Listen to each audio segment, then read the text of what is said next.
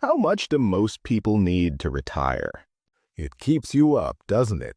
That low hum in the back of your head. It starts around 3 a.m. You stare at the ceiling fan spinning round and round, and you do the math again. You calculate the grocery bill, the gas bill, the property tax that went up again this year. And you wonder, is the pile I scraped together going to be enough? The TV tells you need $1 million. The financial gurus in the shiny suits, they scream it at you. If you don't have 7 figures, you're destitute. If you aren't a millionaire, you failed. And you look at your 401k statement and you feel like a ghost. You did what you were told. You worked, you saved, you didn't buy the fancy coffee every day. You drove the truck until the wheels fell off. You thought you were playing by the rules, but the finish line kept moving.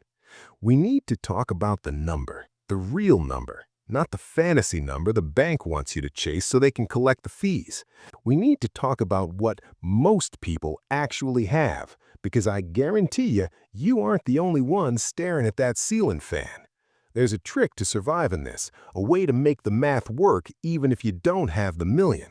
We'll get to the strategy and why you might have to redefine what rich means in a minute, but first we have to look at the damage report.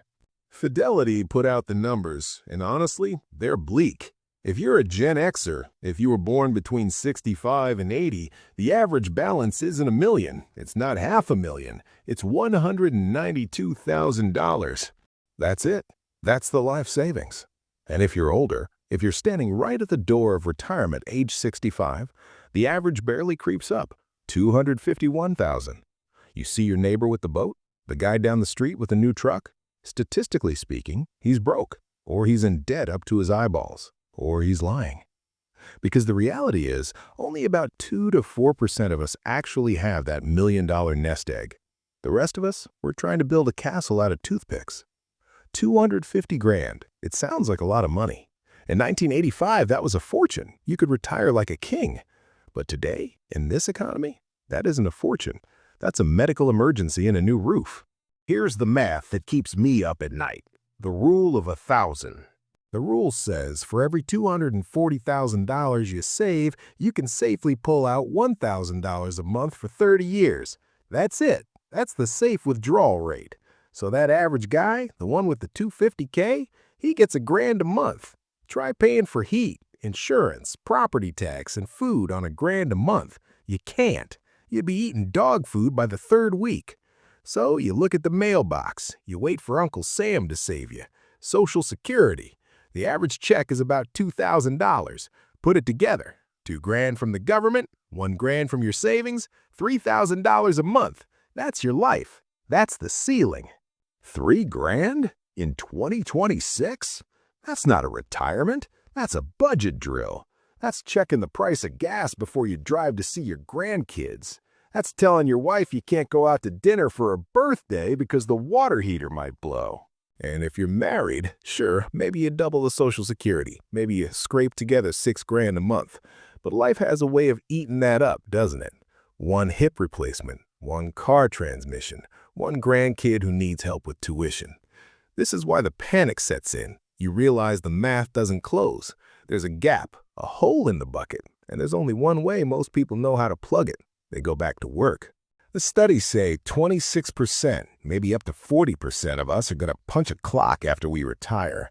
We aren't fishing. We aren't playing golf. We're greeting people at the big box store. We're driving for rideshare apps. We're stocking shelves at midnight. We built a system that practically guarantees you never stop working.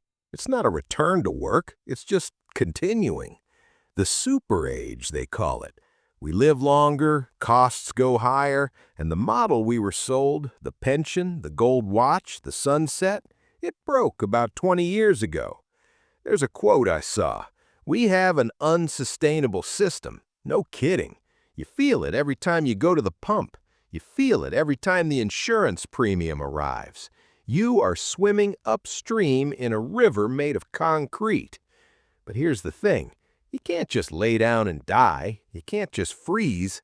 There is a way out of the trap, but it requires you to be stubborn as a mule. If you don't have the million, you have to stop trying to live the $1,000,000 life. You have to kill your overhead. The bank wants you to focus on the income, so you borrow more to keep up. I want you to focus on the outflow. If you own nothing, if your house is paid, your truck is paid, and you don't care about impressing the neighbor with the new RV, that $3,000 feels a lot different. Freedom isn't a number in a bank account. Freedom is the ability to wake up and say no. If you have modest savings but zero debt, you're richer than the guy making six figures who's drowning in payments. Maybe you move, maybe you downsize, maybe you sell the junk you've been hoarding in the attic for 30 years. You liquidate the past to pay for the future. Look, the average numbers are scary. $192,000 isn't enough if you play their game, but you don't have to play their game. You just have to survive yours. Save what you can, cut what you don't need, and don't let the fear of the average paralyze you. The average person is broke. Don't be average. Be free. See you next time.